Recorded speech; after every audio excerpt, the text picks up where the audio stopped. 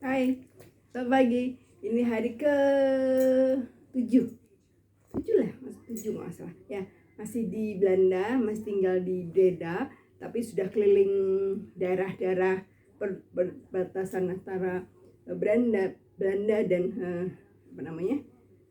Belgium, karena Breda sendiri berada di eh, eh, daerah perbatasan dua negara.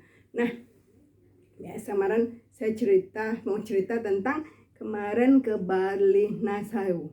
Itu adalah benar-benar kota perbatasan banget dari Belanda dan Belgium. Jadi separuh kota adalah di Belanda, satu separuh lagi di Belgium. Jadi saya merasa banget kaki saya satu di eh, Belanda, satu di Belgium.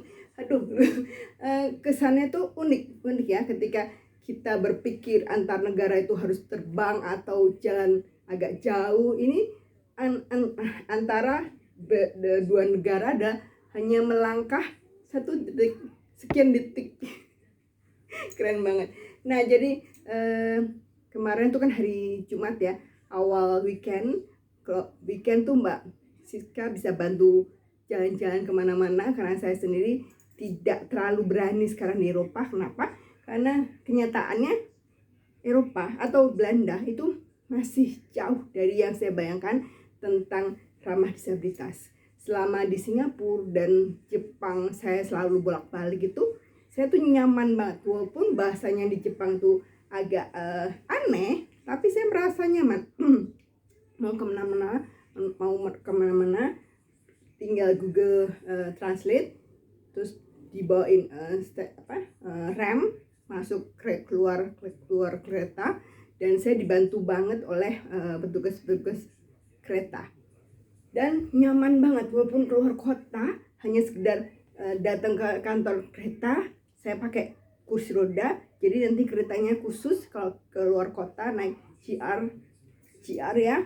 Terus tidak terlalu menyusahkan adalah ketika tanya sama Michelle, di stasiun ini bisa nggak ada untuk informasi pesanan kursi roda nggak, paling begitu aja. Tapi yang lain saya bisa sendiri. Di sini ternyata itu kalau mau keluar kota dengan kereta intercity itu harus pesan minimal satu jam sebelumnya. Memang sih tapi remnya kan berbeda seperti yang saya cerita di video yang sebelumnya. Rem itu sebesar scaffolding, dikunci, dan memang harus dibawa oleh petugas, dan petugasnya itu di sini tuh sedikit. Kenapa? Kan harganya mahal. Pegawai itu kan harganya mahal, sehingga ya akhirnya susah banget untuk mencari petugas untuk membawa. Jadi dan itu harus ditelepon ya. Kalau bukan anggota, artinya which is saya bukan penduduk Breda atau Nederland, saya nggak bisa telepon. Jadi harus bergantung pada Mbak Siska. Belum lagi yang kemarin yang saya cerita, waktu kereta mogok, saya di atas kereta, aku nggak bisa turun dari kereta ke peron ya, karena butuh rem yang sebesar bagong itu, gede banget. Jadi sama sekali buat saya tidak ramah disabilitas. It's okay. Jadi weekend, kemarin kan weekend, sekarang weekend kedua, Mbak Siska selalu nganter aku kemana-mana. Kemarin ke Bali Nassau. Bali itu kota kecil tapi lebih hidup dibanding dengan Sundet, tempat kelahiran Van Gogh ya. Bangunan-bangunannya hidup, rumahnya tuh keluar masuk orang, jadi ada penghuninya. Waktu di Sunda tuh nggak kelihatan ada penghuninya, bener-bener sepi, jalan tuh sepi banget. Memang orang-orang tua banyak yang tinggal di Sunda. Di Bali Nassau, walaupun kota kecil, juga hidup, dan karena unik dan antar dua negara, kota ini menjadi kota wisata. Banyak kafe, banyak toko, walaupun tidak sebanyak Breda pasti ya. dan jalannya seperti biasa, semua heritage, komlok-komlok, batu-batu alam yang dudak, tapi it's okay. Tapi di sana ada yang enak, adalah pancake, pankuk. Kalau di Jakarta saya selalu makan di Pansius ya namanya, ya itu, tapi semuanya pancake yang kecil-kecil, bulat-bulat dan manis, ya kan? Sirup, es krim, buah-buahan, semua manis. Tapi di sini pancake-nya tuh kayak telur dadar besar sebesar pizza. Pizza yang ini bukan pizza yang personal loh, pizza yang terbesar, yang family. Sebesar pizza itu ada yang manis ya, jelas ada pakai sirup, pakai buah, ada yang digoreng, ada yang dipanggang asin. Saya pilih pancake diisi keju, jamur, dan nanas. Kalau Mbak Siska kemarin dia memang lebih suka manis, kalau aku sih sudah manis sih. Ada es krimnya. Buat saya lebih enak yang keju. Nama saya Gilang, gila keju. Jadi kemarin kita makan pancake, harganya mahal, nama juga kota turis ya.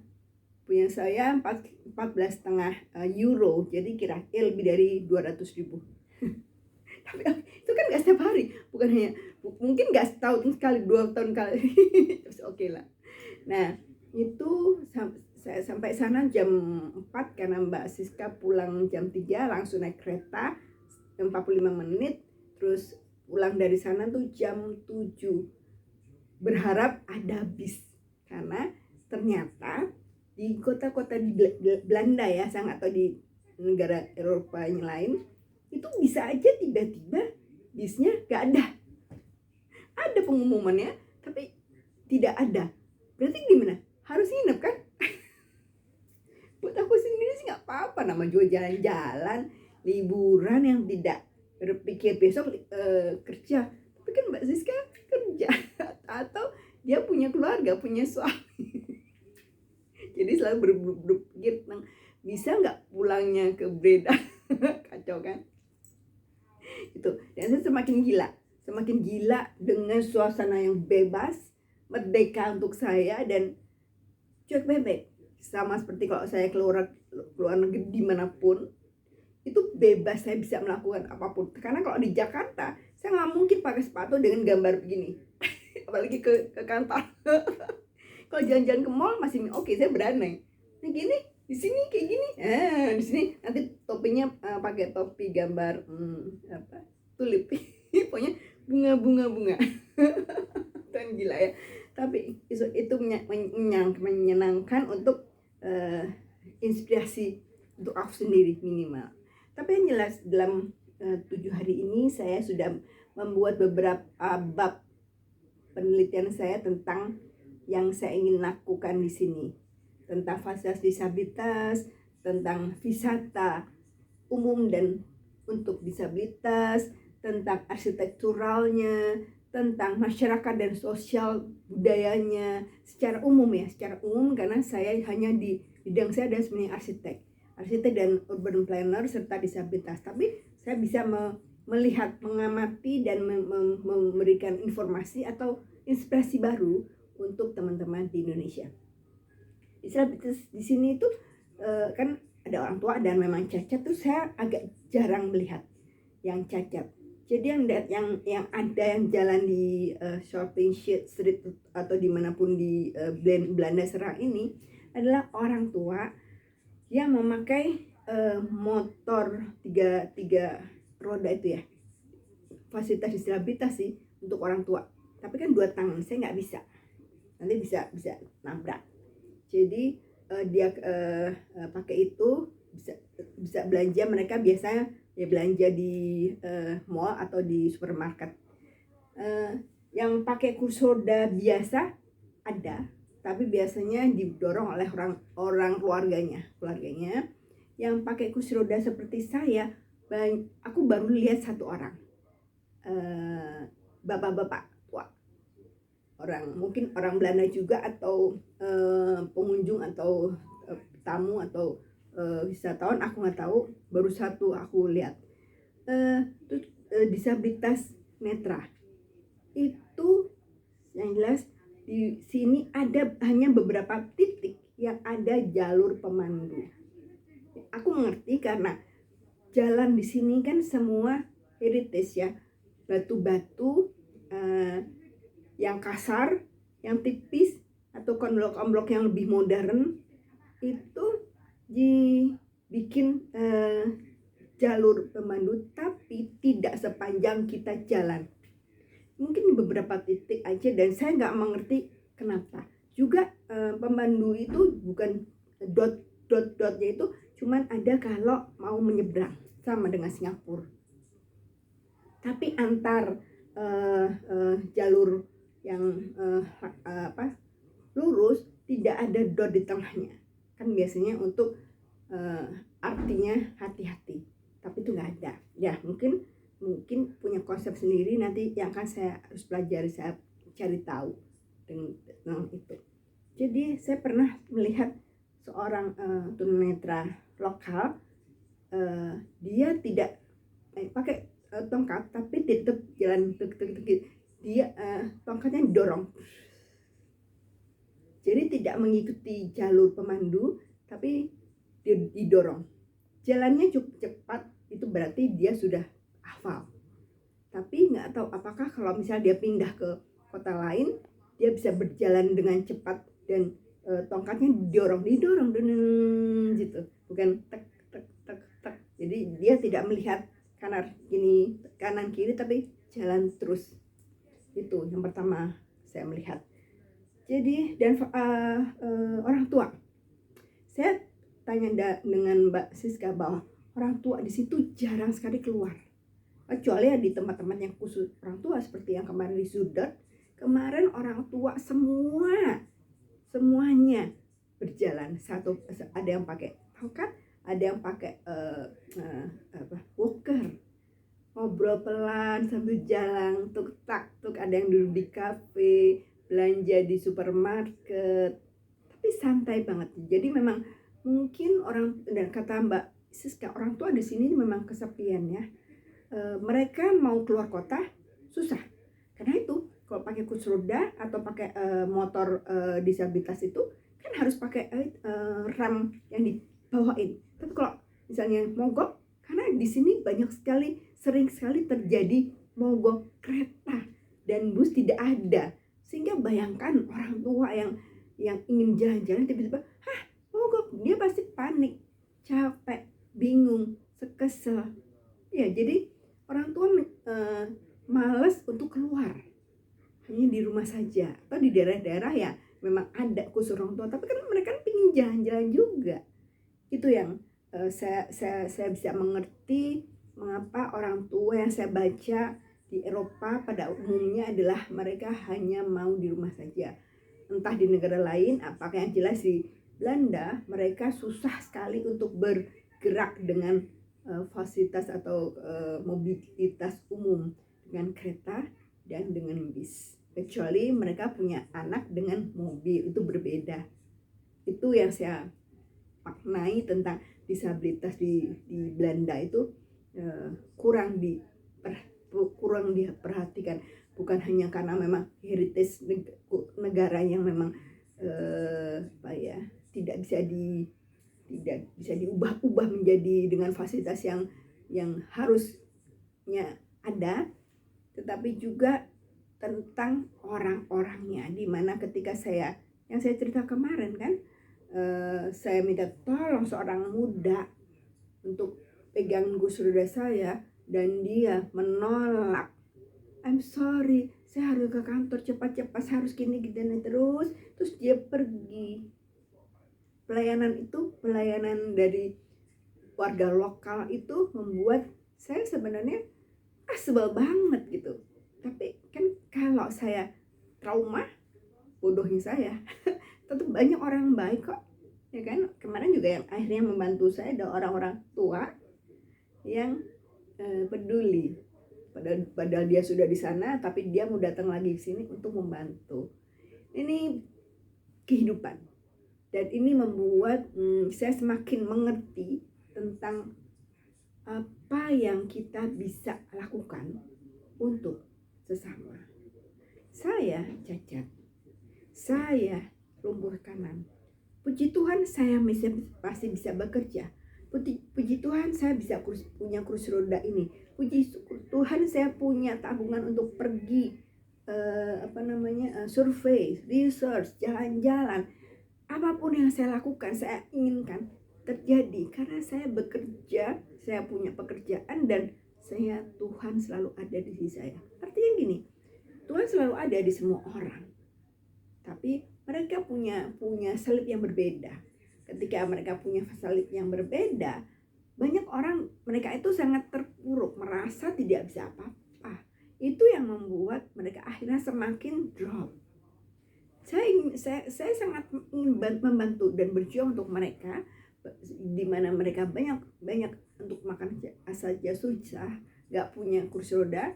Saya bisa belikan kursi roda gratis dengan tim di kantor atau tim saya pribadi. Terus saya bisa membuat atau membangun atau mencoba menyediakan fasilitas perkotaan lewat tulisan-tulisan saya. Tapi tanpa saya melakukan survei, tanpa saya melakukan research, tanpa saya melakukan pengamatan, saya nggak tahu kan harus bagaimana, apa yang saya inginkan. Akhirnya saya keliling dunia, niatnya adalah untuk itu, research, pengamatan, survei, dan membawa konsep-konsep yang baru dari luar negeri dimanapun itu ke Indonesia. Ya sekalian jalan-jalan jelas lah, tapi konsepnya seperti itu. Dan biasanya begitu saya pulang dari kemanapun jalan saya traveling, saya akan nulis, menjadikan minimal 2 atau 3 buku. Singapura, saya kemarin dalam waktu 6 bulan ini saya 4 kali ke Singapura, dapat 2 buku, 3 buku. Ke ke Flores 3 buku. Ini Eropa, saya janji lebih 5 buku. Pineng 1 buku. Ini kan terjadi setelah saya cacat ya. Sebelum itu saya jalan-jalan, bukan survei. Ya, bekerja. Karena juga banyak keluar negeri adalah untuk bekerja. Oke, sekarang hari ini rencananya mau ke Den Haag, melewati Delft, sama apa sih namanya, Liden itu katanya Mbak Siska tuh 1 jalur sprinter. Saya nggak tahu apakah jadi, karena itu kemarin dicoba, ternyata nggak ada sprinter, harus pakai intercity adalah yang harus pakai rem besar itu, karena intercity keretanya tua, ada 3 trap yang harus pakai naik tangga. Saya sendiri bisa, tapi kursi rodanya gimana? Jadi kalau sprinter itu kan rata, termasuk baru. Dan kemarin saya ketambah Fisista, sebenarnya ada, tapi nggak ada. Besok sih dia nggak tahu. Dan itulah itu yang membuat saya berpikir ulang ketika saya rencananya waktu masih di Jakarta, saya keliling Eropa sendirian naik kereta. Saya pikir keretanya sama dengan Jepang, sama dengan Singapura, tapi sepertinya saya tidak bisa, karena antar negara atau antar kota besar itu tidak punya sprinter, kereta yang rata, tapi pakai intercity, jadi intercountry juga ya itu. Gak apa-apa, yang jelas saya happy dengan apa yang Tuhan berikan, dengan banyak malaikat Tuhan di sekeliling aku, termasuk Mbak Siska adalah salah satu malaikat Tuhan untuk saya, dengan keberadaan saya, dan saya benar-benar happy untuk menghasilkan sesuatu yang luar biasa bagi disabilitas Indonesia. Percaya deh, nanti akan ada cerita dan saya akan banyak bicara di seluruh Indonesia, apa yang saya rasakan dan bagaimana saya bisa menerjemahkan konsep-konsep apa yang ada di pikiran saya bagi disabilitas Indonesia. Oke, hari ini sekian aja. Nanti saya akan update dengan foto dan video di medsos, dan besok pagi pasti saya akan cerita lagi yang berbeda. Selamat sore di Jakarta, selamat pagi di Belanda. Tuhan memberkati kita semua. Salam.